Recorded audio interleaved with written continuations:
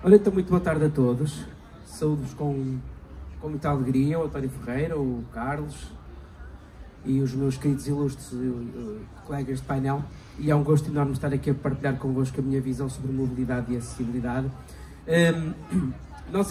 Eu, enquanto dirigente associativo com mais de 20 anos de associativismo, verifico com muita satisfação que hoje estamos definitivamente a incluir a mobilidade ou a debater a mobilidade numa perspectiva muito mais inclusiva. E isto nem sempre foi assim, e por isso tenho que agradecer o trabalho destas organizações, a Braga Ciclável, que em que nós temos um contacto informal mais aproximado, porque de facto eles têm feito com que a mobilidade hoje esteja na ordem do dia e de facto nós durante muitos anos, as associações de deficientes tiveram um trabalho muito ingrato, falaram muitas vezes sozinhas a tentarem mudar o paradigma de que a acessibilidade era um investimento só para nichos e que só tinha impacto na vida das pessoas com deficiência, e hoje nós já percebemos, imaginem só, que talvez os maiores aliados da nossa causa sejam até, imaginem, os mais velhos, não é? Os mais velhos, porque são de facto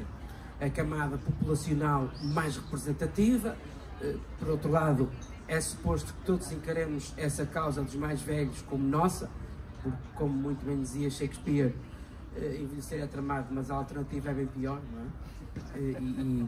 E portanto nós partilhamos com os mais velhos muitas preocupações comuns, mas aquela em que mais nos identificamos é, por sinal, a forma mais antiga e natural de locomoção de pessoas, que é a mobilidade pedonal, e que, para além disso, é o modo de transporte que mais nos religa e que mais nos humaniza também, e portanto tem um enorme efeito terapêutico, tanto sob o ponto de vista físico como sob o ponto de vista mental e social. A verdade é que, paradoxalmente, os passeios, que deveriam ser o nosso santuário, continuam a ser o parente pobre da mobilidade. Nós temos um número incrivelmente grande de passeios em más condições, com pisos irregulares, com falta de manutenção, falta de intervenção estrutural, e isso vê-se, por exemplo, em muitas árvores que muitas vezes estão no meio do passeio, que têm raízes tão fundas que representam um risco de queda enorme. O excesso de mobiliário, de sinalética, enfim, dá a ideia que tudo tem que estar no passeio e não pode estar nada na beira da estrada. A falta de critério e de qualidade e de rigor também na colocação de publicidade, muitas vezes até com artefactos cortantes. Em suma, portanto, isto é uma violência muito grande para os passeios. Os passeios que deviam ser locais de festa, de convívio, de abraços e de reencontros, não é? E muitas vezes são locais de dor e de angústia. E depois temos as passadeiras, que são um dos pontos nevrálgicos da mobilidade pedonal. Há uma questão que diz respeito só às pessoas com deficiência, às pessoas cegas e às pessoas com baixa visão, que são os pisos pedotáteis. Pronto, se as rampas, a boa visibilidade, a capacidade de mitigar a obstrução da via, a aberração e a praga das travessias aéreas, a própria falta de passadeiras em locais de muita circulação de pessoas, portanto, isso são tudo questões que impactam com a vida de todos os peões. Já os pisos podotáteis basicamente só servem para que as pessoas cegas possam detectar as passadeiras com os pés e as pessoas com baixa visão, portanto, terem o respectivo contraste cromático. No que concerne a Braga, nós verificamos que tem havido uma evolução muito positiva, porque as novas passadeiras que estão a ser instaladas já têm o piso podotátil, também o piso de alerta e o piso guia. Infelizmente, nas que já existiam não tem sido feita qualquer intervenção, mas nas novas tem havido esse cuidado. Mas temos uma outra dificuldade que nem sempre é de fácil resolução, que são aquelas travessias que não são em linha reta. Portanto, ou seja, a pessoa vai a caminhar e depois não tem nada que lhe indique que tem que tomar outra direção, e a tendência é seguir em frente para o meio da estrada, não é? Pronto, aqui a solução depende muito, obviamente, do espaço disponível, mas idealmente dever-se criar um local protegido, um local isolado, uma espécie de mini-ilha, onde no fundo a pessoa se sentisse segura e se pudesse orientar com vagar, e depois, através de um piso direcional, obviamente era conduzida até ao sítio onde iria continuar a travessia.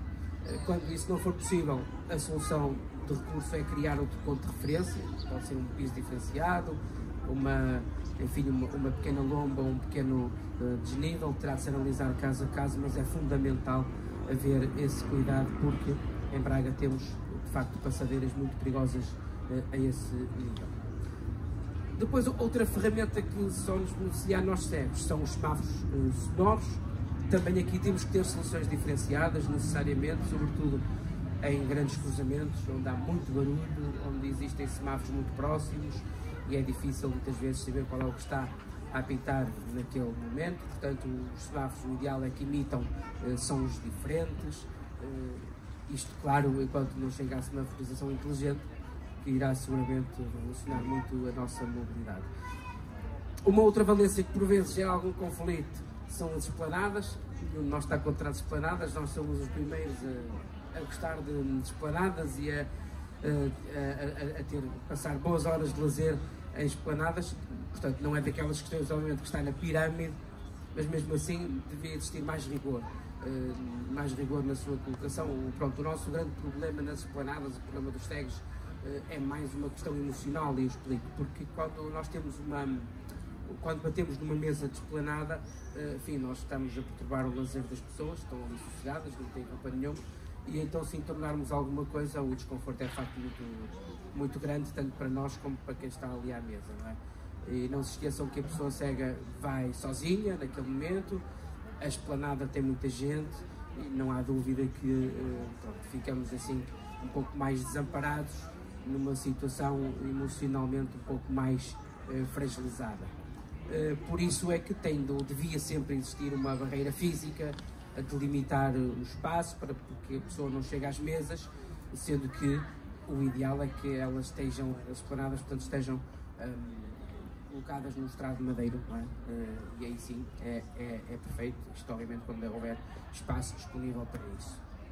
Uma questão também muito complexa e que seguramente vai ser muito abordada aqui hoje à tarde, que é a convivência de vários modos de transporte no mesmo espaço físico. Enfim, nós a CAP somos, como é evidente, muito a favor dos modos de transporte suaves, da redução da utilização da nossa maior ameaça, que é o automóvel, e compreendemos de facto que o principal dilema é perceber como é que se pode reorganizar melhor o espaço público. E eu acredito genuinamente, estamos todos aqui imbuídos neste espírito, mas há uma questão da qual não podemos fugir, que é evitar ao máximo a percepção de insegurança dos peões. Eu não estou a falar, muitas vezes até são riscos que até não correspondem com a percepção de insegurança, mas nós temos de facto que evitar a percepção de insegurança. E eu aqui concentro-me especialmente nas pessoas cegas, porque existem algumas nuances específicas. Quando nós temos, por exemplo, um modelo de negócio que fomenta o estacionamento de trotinetes de forma desordenada, obviamente que os passeios vão ser alvos preferenciais para esse estacionamento. E como eu disse, eu sei que o risco de acidente não é de facto tão elevado, mas há outros problemas associados. Nem sempre se consegue detectar uma trotinete com uma bengala, por exemplo. Elas caem com facilidade e podem dizer: mas isso não é um problema teu, isso é um problema do prestador de serviço. Pois, mas não é bem assim, não é? Porque as trotinetes têm alarmes que são barulhentos e que chamam a atenção, portanto a pessoa fica ali a ser o centro das atenções. No que respeita às bicicletas, não existem obviamente essas questões, elas não estão estacionadas, portanto o ciclista é suposto que veja bem o peão e consiga travar a tempo. Portanto, embora eu acredite que a prioridade mesmo assim deverá passar sempre que possível por vias segregadas. No caso de não ser possível, achamos que é fundamental diferenciar o piso. Idealmente o piso da ciclovia deve ser um pouco mais áspero, para que seja possível ouvir melhor os pneus da bicicleta quando se está aproximado. Aliás, eu também falo muito, peço desculpa, mas e por falar nisso e por falar em barulho, deixem-me dizer-vos que esta a questão do barulho é a questão que tem havido maior conflito de interesses. E um dos exemplos que melhor ilustra esses conflitos são os carros elétricos.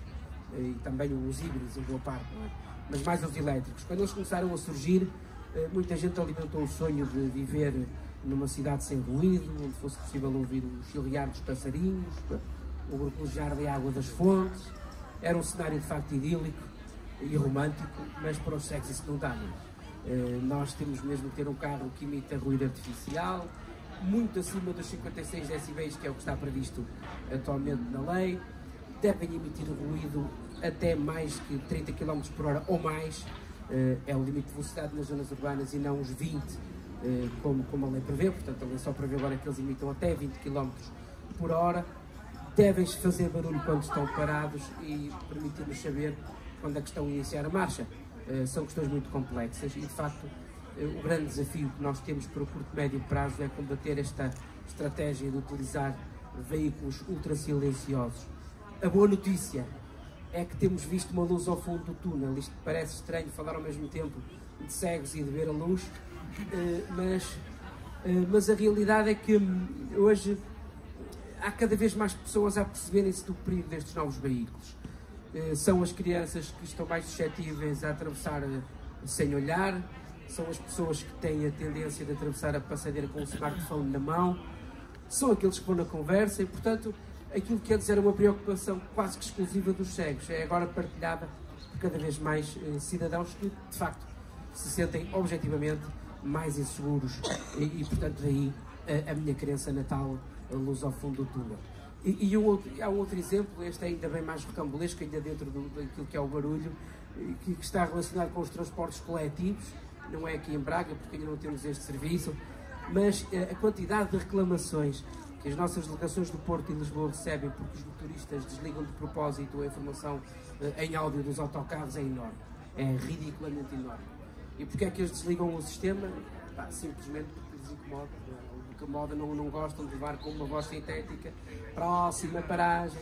Portanto, e isso vai anunciar aquilo vai sempre anunciar a próxima paragem e as pessoas não gostam de ouvir aquilo, então desligam, de propósito. E isso é a maioria, há uma grande maioria de motoristas que desligam de propósito. Isso de facto tem o seu quê de anedótico, né? Porque os operadores gastam imenso dinheiro na implementação da tecnologia e depois temos motoristas que a boicotam. E depois tem uma coisa ainda mais perversa, que é haverem empresas de transporte que estão resistentes à implementação de uma tecnologia destas, porque sabem que não vai ser bem aceito pelos motoristas, obviamente as pessoas falam e conhecem as experiências, e depois obviamente, não querem lidar com as reclamações que vão receber quando os motoristas desligarem os equipamentos. Outro caso também são os semáforos sonoros, já falei disso, mas agora em relação a... Há muitos locais, e de facto também temos muitos conhecimentos disso, há muitos locais em que são os próprios moradores que pressionam os responsáveis para desligar o som dos semáforos com o argumento que isso os incomoda. E muitas vezes os próprios populares é que descobrem como é que se desliga o semáforo e lá vão eles desligar o semáforo, e aí é mesmo impossível controlar. Pronto, de facto, eu sei que este assunto da acessibilidade estava pano para mangas, isto não se esgota de todo na mobilidade. Nós temos a acessibilidade à cultura, temos ao turismo, aos meios e serviços, à saúde, sei lá, temos à educação, à tecnologia, à acessibilidade à política, à cidadania, enfim, cada uma destas áreas dava um outro debate autónomo. Não podemos fazer aqui hoje, infelizmente, mas ficará para uma próxima oportunidade. Obrigado pela vossa amabilidade, pela vossa bondade em me receberem. Foi um gosto enorme partilhar estas reflexões convosco. Muito obrigado.